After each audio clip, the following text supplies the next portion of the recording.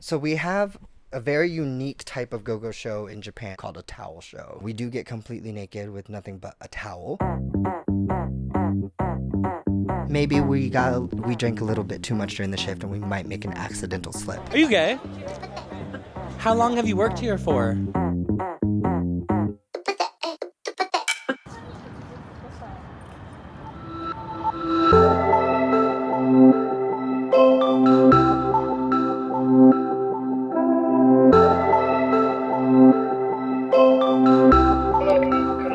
Okay, wonderful. Excited to meet you.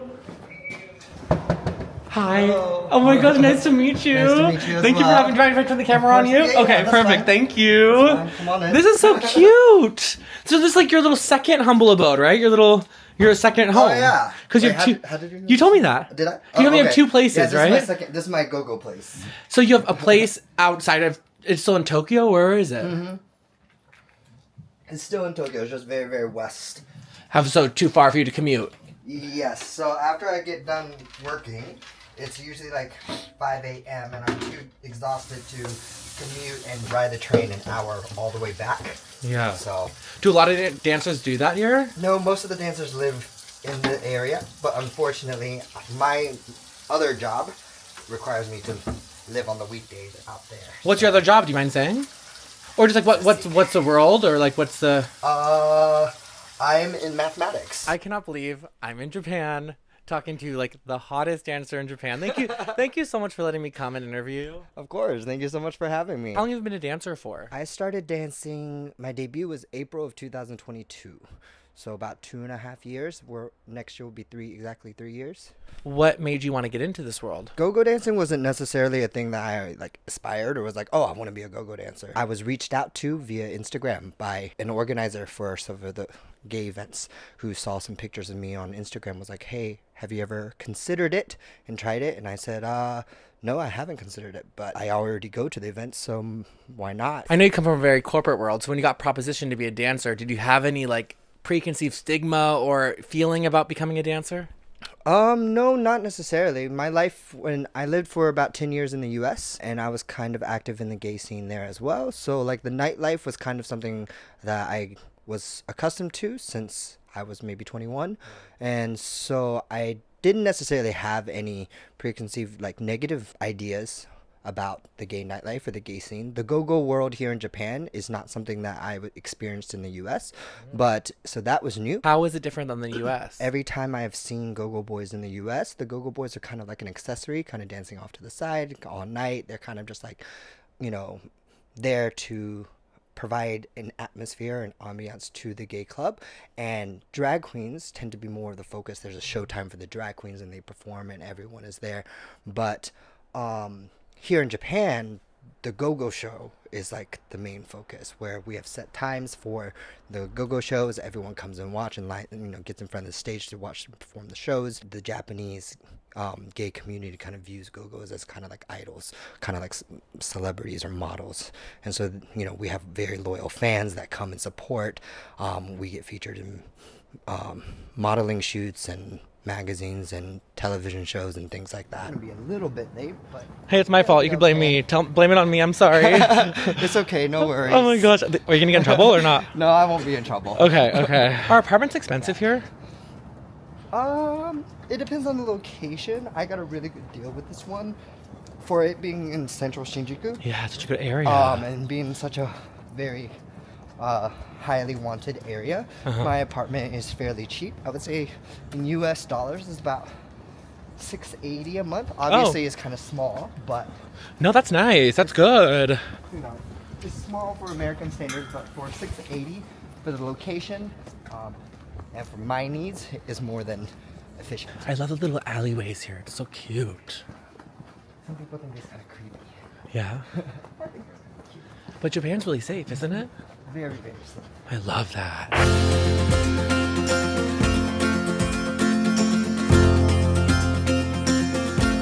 I'm going to be honest with you. For the past couple months, I've been feeling like maybe it's time for me to find a therapist. I'm doing okay mentally, but I have been seeing old patterns of my anxiety creeping in. And I want to find somebody that I vibe with so I have them when I need them. I had one meeting with a therapist a while back, and it didn't go well at all, and we clearly were not a match. Going forward, I think finding a therapist that is in the LGBTQ community or someone who's well versed in our issues is what I'm looking for, because they just get me more. They understand my background more, since we've inevitably gone through probably a lot of the same things. Being bullied while we're growing up, or coming out of the closet, or identity exploration. I also want to feel like I can express what I've gone through or what I'm going through in a very non-judgmental space. I think that LGBTQ individuals often seek therapists that create a welcoming environment so that we can express ourselves without fear of judgment or stigma. When I think about my community, I think that many individuals probably face barriers to accessing mental health services, whether it's financial, geographical, or just due to negative past experiences. And that is why I am so excited to partner with Blues and Blahs, a queer-owned mental health service, who strive to embody these values every day. They believe that everybody deserves support that respects their identity and their experiences. If you or someone you know is seeking affirming mental health care, reach out. They are here to help. Thank you so much to Blues and Blahs for not only being an amazing resource for our community, but also for sponsoring this video. And now back to the interview. Every place I go to, there's different rules in terms of what clothes you can take off, in terms of what you can do with the customers. Can you kind of walk me through the rules of what it's like working at a Japanese gay bar? Okay, so there's a lot of unwritten rules and gay etiquette in the gay world. One is do not get handsy with the go-go boys. Japanese people are always very polite about asking, is it okay to touch, before they touch. And usually if the go-go boy says okay, then you're more than welcome to touch, but you always ask for permission first. Consent is important. Usually you show appreciation for that by giving them a tip before or afterwards. You can tip by putting the bill in the underwear or an armband or the harness.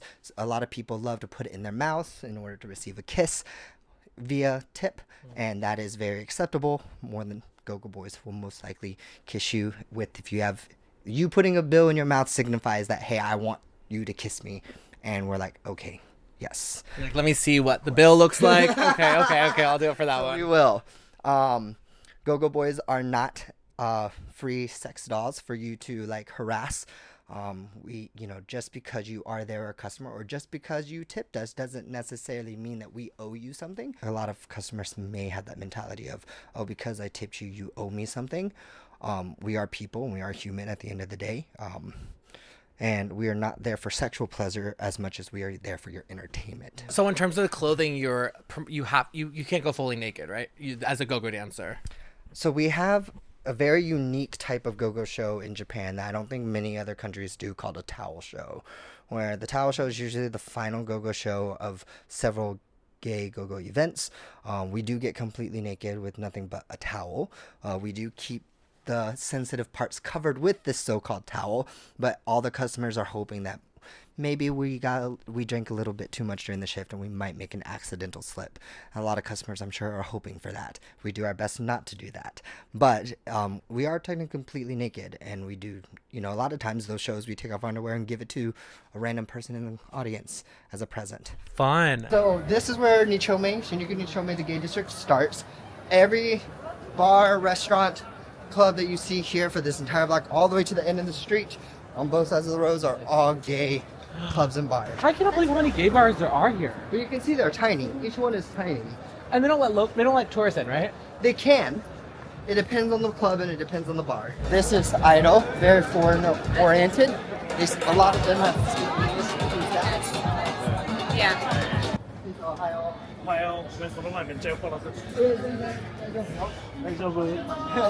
This is today's go-go's. Daisuke, ちょっと質問がある。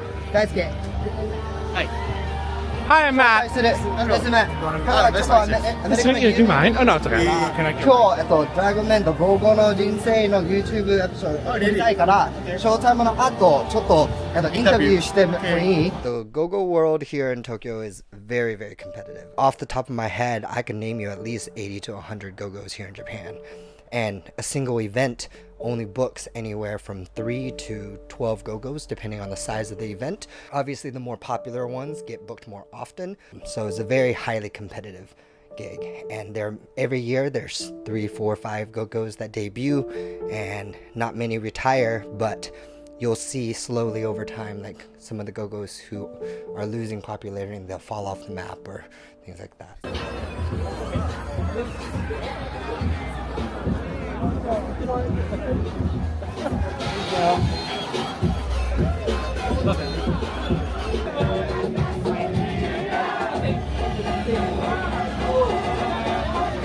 Perfect. Thank you.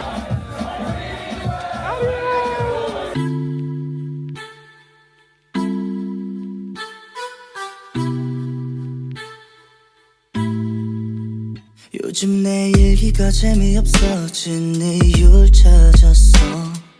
I've been wasting all this time finding words to let go. Cause I'm looking for Neverland, backtracking on memory lanes, hoping it's not just a wonder. I can't be watching, waiting for changes, wondering for the right time. Hello. Hello, how are you? Good. How are you? What's your name? Daisuke. Nice to meet you. Thank you for talking. Thank you. Nice to meet you too. How long have you been a dancer for? How? How long? Long? 6 years, maybe. You were good up there. You both were. You were good too. You were. Thank you so much. Yes. Oh my gosh. He's more younger. I am younger. Are you? I've been doing it for 3 years, and I'm younger than he. How old are you? 35. You look good. Okay, I'm 34, so we're about the same age. Yeah. Did you grow up in Tokyo? Yeah, no, grow in Osaka, But you live here in Tokyo, in right? Tokyo, 6 years, yes. Do you like your job? Yeah, I like, yeah. Are you Dancing. Are you gay? Okay. I was like, oh, did I ask something I'm not supposed to ask? Oh my gosh. Do you have a boyfriend? Yes. Ooh. Is he a dancer as well? Secret. Oh, I Yes. love it. Yeah. Does he dance a Dragon Man or not? Oh, yeah, sometimes. Is it him? Just kidding. I love you. yeah. Yeah. What's your favorite thing about your job? 一番好きなことは午後の仕事の中で。なんだろう。Every customer, You can answer in Japanese and you can translate for him. It's easier. I watch when I watch everyone customer more exciting. I want to see. It's packed in there. Dragon Man is a place to be. I could not even move. It was like, compared to all the rest of the bars, that is the most popular bar, right? Very crowded. めっちゃ混んでるね。 Every Friday, Saturday is so busy. Oh my god. Yeah. Well, thank you for talking with me. Nice to meet you. Oh, thank you.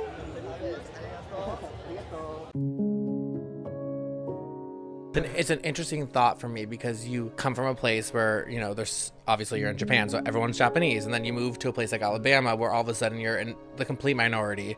What was that shock for you like? It was a really big adjustment for sure. It was probably the first time I ever encountered racism. It was the first time I encountered homophobia. I didn't come out until my late senior year of high school, but, you know, being in the conservative South, that was something that I knew existed, but when I faced it, it was definitely a shock. Do you remember the first time you experienced racism when you went to Alabama? Can you take me back to that moment and what that felt like?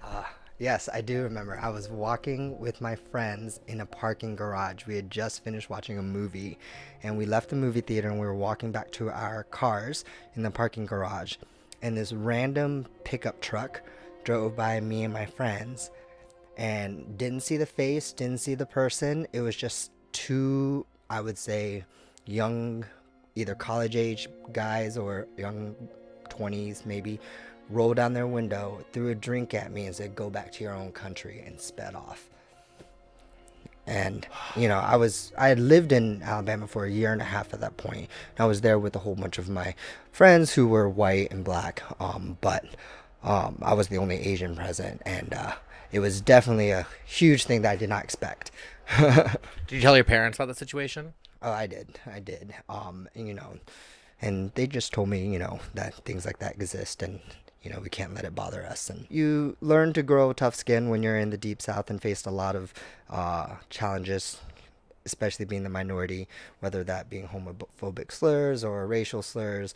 And, you know, I had a lot of issues with my family growing up when I came out as gay. That was an issue and that was a struggle. So all in all, I think all those life experiences made me much stronger, more independent into what I am today. I was going to bring that up too, is I would love to know about how the Japanese culture feels about gay people, because I know that, like, I've heard that they look at homosexuality is more of like a tourist thing. Like, you know, like Americans are gay. Foreign concept. Foreign concept. So like being from here, how is being gay? In Japan, it's kind of like if it doesn't affect you personally, then we just leave it alone. Even though a Japanese person may not accept the LGBT plus community, if they see two gay people walking down the street, or if they see like two guys or a drag queen or two girls holding hands or kiss in public, they won't say anything and they won't do anything. And so it's very safe. And so it's almost like it's not that it's accepted, it's just tolerated because it doesn't affect me in my life, so they can do whatever they want. I feel like it's slowly changing, but with the political climate of the older generation still kind of running everything, I don't foresee gay marriage being passed in any time in the near future, because it's kind of like, well, you can do what you want and live how you want, so why do we need to create a law that allows you to do other things like get married? How was your family when you came out? Oh, it was terrible. It was so bad. I came out on accident. I was actually Skyping my one best friend that I came out to in my senior year of high school. He came out to me and I came out to him, and we were kind of like each other's confidant. But when I moved to Alabama, he moved to Guam, and so we Skyped often. And then one night, my parents overheard me during a Skype conversation with my friend. They found out. It was not good. Led to a lot of difficulties. My family and I went to therapy. They're very Southern Christian in faith, and so that influenced a lot. We didn't talk for about 2 years after I moved off to college. Afterwards, slowly but surely, after about 2.5 years later, they reached out and we started reconnecting, and now me and my family are fine.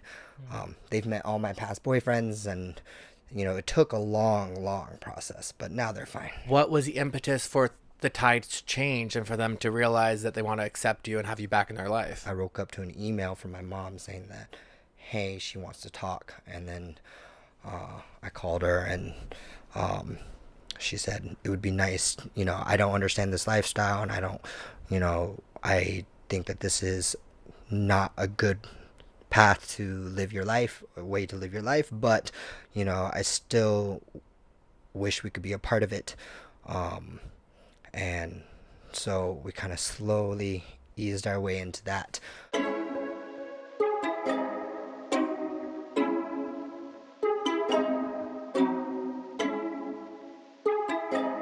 Dragon Man was so fun. So many tourists, but like a very mixed crowd. I actually loved it, but it was just so packed that I could not even dance. But the dancers were telling me about this other club. It's called D-Light, and it has go-go dancers and stuff as well, but it's way more locals. So I think we're going to check that out and see what the vibe is like and see if I can talk to the dancers. It's very like mysterious. They were saying that it's way more like underground vibes, which is really cool for me. You know that I get nervous about confronting people and asking them to interview with me. So fingers crossed that we find a dancer who is willing to talk to us. Let's go. A large percentage of us go-go's do have regular daytime, weekday jobs. And we work in different fields. Usually we keep those jobs private to prevent any sort of harassment or any sort of problems that might occur with conflict between the go-go world and our professional world. So we kind of keep those private. We also have crazy fans that have sometimes stalk you at your work, so we don't tell people about our work, private life. It's interesting because you're so public on Instagram with your go-go persona, and you have followers and stuff, that it would seem that it would be very easy for someone in your professional world to just come across your Instagram and see what you do. It could be. Luckily for me that I work for an American company, and so my professional world is very American based and my go-go world is very Japan based, so it was a little bit easier to keep separate because my American world doesn't necessarily conflict or overlap with my Japanese world. I have several coworkers who work as a go-go who have had people drive by their house and drop off packages and stalk them at their work and threaten to reveal their go-go identity to their professional jobs if they didn't go on a date with them, or things like that. It's scary. It's almost like sometimes your biggest fans are like your biggest threats. You know what I mean? Because they're almost so obsessed that it becomes scary. Yes, there are some very crazy fans. And there are crazy fans in both good and negative ways. There are those negative ones. We also have some very die-hard fans who are very loyal, and they treat us very well, and they'll fly all the way to Okinawa when I'm booked in Okinawa, or to Korea or Taiwan, and see me perform there and I don't know how they take off work, but they manage to do it, and they follow us Go-Go's wherever, you know, the diehard fans follow us wherever we go. They always are there to tip, record videos for us, and they're always very supportive. So we're very appreciative of the really loyal fans that still respect our boundaries.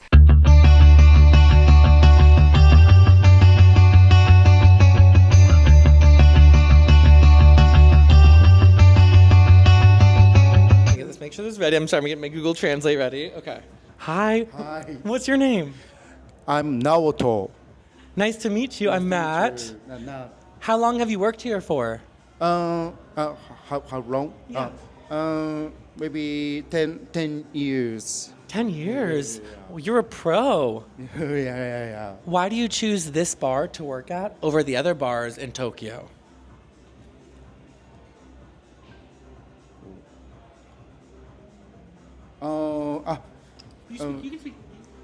You can speak in Japanese. ここのバー以外でも私はいろいろなバーやクラブで踊っています。This is more of a locals bar, right? But